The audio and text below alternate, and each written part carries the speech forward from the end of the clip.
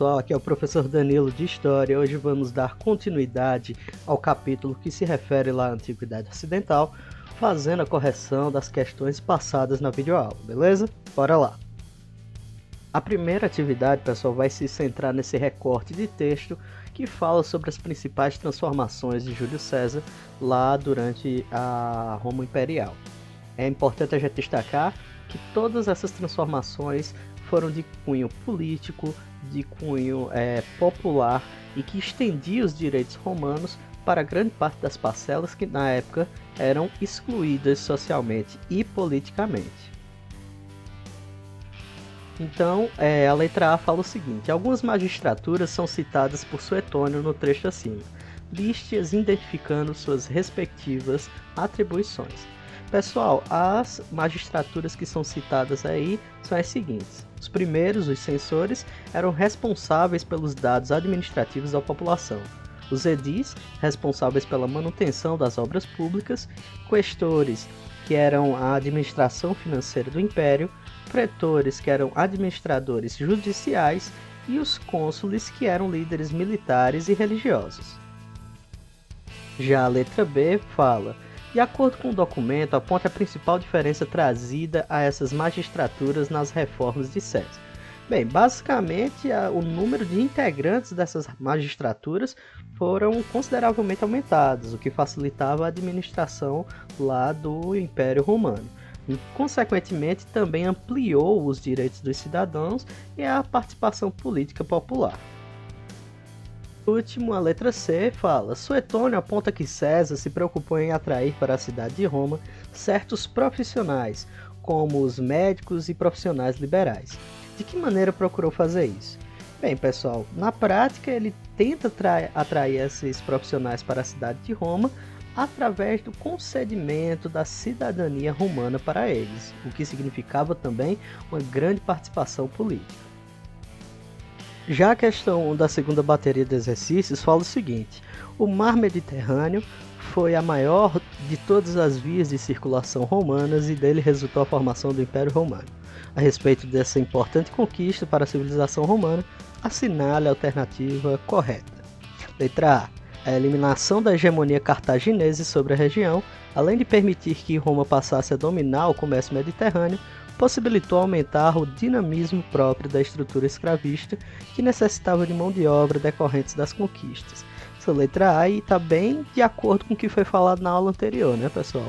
Lá na 5.2 eu deixei claro que a conquista do Mare Nostrum, como ficou reconhecido o mar Mediterrâneo entre os romanos, além de garantir uma maior circulação de produtos comerciais, garantiu também um grande fornecimento de mão de obra escrava, que era parte essencial do trabalho naquela época dentro do mundo romano. Questão 2. Cada um deve observar as religiões e os costumes, as leis e as convenções, os dias festivos e as comemorações que observavam nos dias de Dário.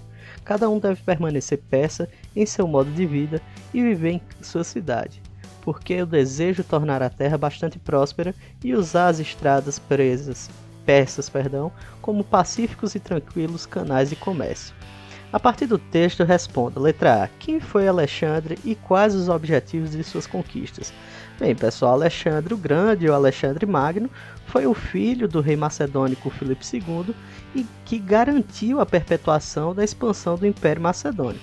Então, por onde passava, levava consigo a cultura grega, que ao se miscigenar com as culturas dos povos dominados, deram origem à cultura helenística. Essa cultura helenística ela vai conseguir homogeneizar as disputas políticas, os impasses políticos ao longo do Império Macedônico. Já a letra B fala o seguinte: indique algumas características do helenismo. Bem, pessoal, a cultura helênica ou o helenismo foi uma cultura, como eu já falei, surgida da mistura entre a cultura grega e a cultura asiática, garantindo uma profunda diversidade cultural ao longo do Império Macedônico.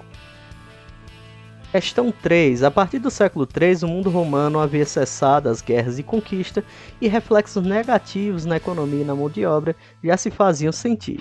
Entre essas dificuldades, pode-se citar corretamente: letra A. A inflação causada pelos altos preços dos alimentos, dada a baixa produtividade, o aumento no valor dos escravos pela escassez dessa mão de obra. Bem, pessoal, isso daí já deixa claro os dois grandes fatores que contribuíram para a crise do Império Romano. Então, com a falta de mão de obra de escravos, que se tornou uma mercadoria bastante valiosa dentro do Império Romano, é claro que havia também uma baixa na produtividade agrícola, na produtividade de alimentos, o que, consequentemente, promoveu uma inflação desses produtos. Então, a letra correta aí seria a letra A.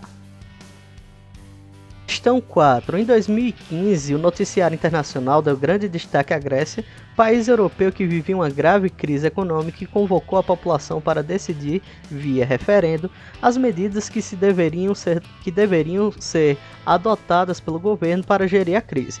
Parte da imprensa destacou o caráter democrático de tal medida e, em muitos textos, lembrou que os gregos foram os criadores da democracia. Assinala a alternativa que indica corretamente quais são as principais diferenças entre as concepções de democracia na antiguidade grega e no mundo contemporâneo. Letra A. Na antiguidade grega, a democracia surgiu da necessidade de administrar países cada vez maiores. Nas democracias contemporâneas, a política ajuda a administrar unidades menores como as cidades. Não, pessoal, é o contrário. Na antiguidade, a democracia surgiu na polis ateniense. Então era uma cultura específica da polis de Atenas, não tinha uma unidade política lá dentro do mundo grego antigo.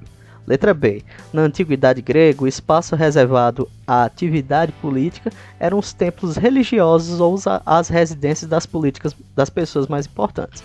Também, novamente incorreto, já que na antiguidade grega existiam espaços públicos dedicados à prática política. Letra C. Na antiguidade grega, política e religião eram esferas sociais separadas. Nas democracias contemporâneas, a noção de cidadania vincula-se estritamente às concepções religiosas. Muito incorreta essa letra C, já que hoje em dia a noção de religião e de Estado, a maioria dos nossos estados democráticos na contemporaneidade são estados laicos, que separam, que não há teocracia. Letra D. Nas democracias contemporâneas, a participação política é vinculada à renda, com o voto censitário. Não, todos têm direito a voto. Hoje em dia o voto ele é tido como voto universal. Então, dentro das democracias contemporâneas, não faz distinção de raça, de cor, de mulher, homem, se é rico ou se é pobre. E letra E. Nas democracias contemporâneas, o direito à participação política se estende a todos os grupos sociais. Corretíssimo. E na Grécia Antiga, apenas os homens livres nascidos na polis eram considerados cidadãos. Então, entre todas as alternativas, a E é a que está mais correta, beleza? Questão 5. É a partir do século 8 a.C. que começamos a entrever, em diferentes regiões do Mediterrâneo, o progressivo surgimento das cidades-estados ou polis. Elas formaram a organização social e política dominante das comunidades organizadas ao longo do Mediterrâneo nos séculos seguintes.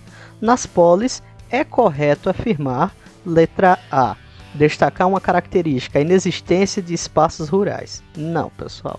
A cultura agrícola está muito forte, muito marcada nas civilizações antigas. Letra B, assinalar a crescente importância da mulher e da família nos espaços públicos. Não, eram sociedades patriarcais. Casos raros, casos bem específicos, como a civilização egípcia, a mulher tinha algum tipo de participação, principalmente política, tá certo? Na grande maioria eram sociedades patriarcais. Letra C. Reconhecer a presença de espaços públicos, caso da Ágora, lá especificamente na Grécia Antiga. Essa letra C ela está correta. A construção de espaços públicos dedicados ao mundo e à esfera política tornaram-se muito comuns lá entre as civilizações em torno do Mediterrâneo. E a última questão, a questão 6, fala: compreende-se assim o alcance de uma reivindicação que surge desde o nascimento da cidade na Grécia Antiga, a redação das leis. Ao escrevê-las, não se faz mais que assegurar-lhes permanência e fixidez. As leis tornam-se bem comum, regra geral, suscetível de ser aplicada a todos da mesma maneira. Para o autor, a reivindicação atendida na Grécia Antiga, ainda vigente no mundo contemporâneo, buscava garantir o seguinte princípio: letra A, isonomia, igualdade de tratamento aos cidadãos. Essa aí parece bem interessante. Letra B, transparência, acesso às informações governamentais. Não, isso daí não tem nada a ver com a criação de leis. Letra C, tripartição, separação entre os poderes políticos e estatais. Isso daí também não fica claro no recorte do texto. Letra D, equiparação, igualdade de gênero na participação política. Bem, pessoal, isso não fica nem claro no texto e nós sabemos bem que não existia uma igualdade de gênero no mundo antigo. E letra E, elegibilidade, permissão para candidatura aos cargos públicos.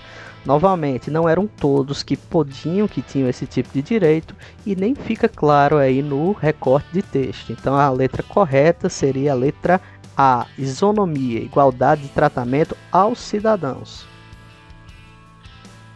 Então é isso, pessoal, espero que vocês tenham gostado da videoaula de hoje. Para a próxima videoaula de história, não deixem de fazer a leitura do capítulo 1. Capítulo 1, professor? Agora na frente B do livro de vocês, beleza? Desejo a todos uma ótima semana. Qualquer dúvida, comentem aí embaixo do vídeo e até a próxima videoaula.